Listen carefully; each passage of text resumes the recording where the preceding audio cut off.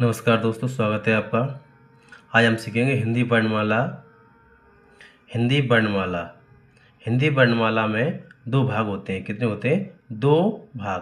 पहला होता है स्वर और व्यंजन। तो स्वर होते हैं 13। कितने होते हैं? 13। और व्यंजन व्यंजन होते हैं 33। कितने होते हैं? 33।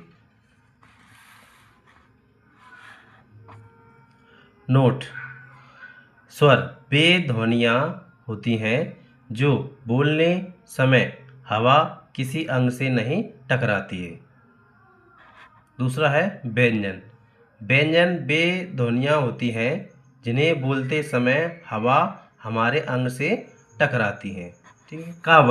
का वर्ग में आते हैं अपने का, खा, गा, अड़ा। चा वर्ग में आता है चा, छा, जा, झा, अड़ा। टा वर्ग में है टा, ठा, डा, ढा, अड़ा।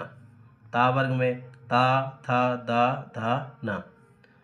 पा वर्ग में कौन आता है? पा, फा, बा, भा, मा। अन्न होता है अपना या, रा, ला, बा, सा, हा, छा, त्रा, ज्ञा। अन्य चिन्ह होते हैं स्पेशल सिंबल। जैसे अनुस्वार को हम बिंदी से दर्शाते हैं। किससे? बिंदी से। जैसे बंधन, चंदन, ऊपर की बिंदी, ये क्या कहलाती है? अनुस्वार। दूसरा है अनुनासिक। क्या? अनुनासिक। जैसे हंसी, फांसी, ऊपर क्या है? चंद्रमा की बिंदी है। ये सब क्या है? अनुनासिक। तीसरा है विसर्ग में दो बिंदी आती हैं। जैसे दुख, सुख। ठीक है।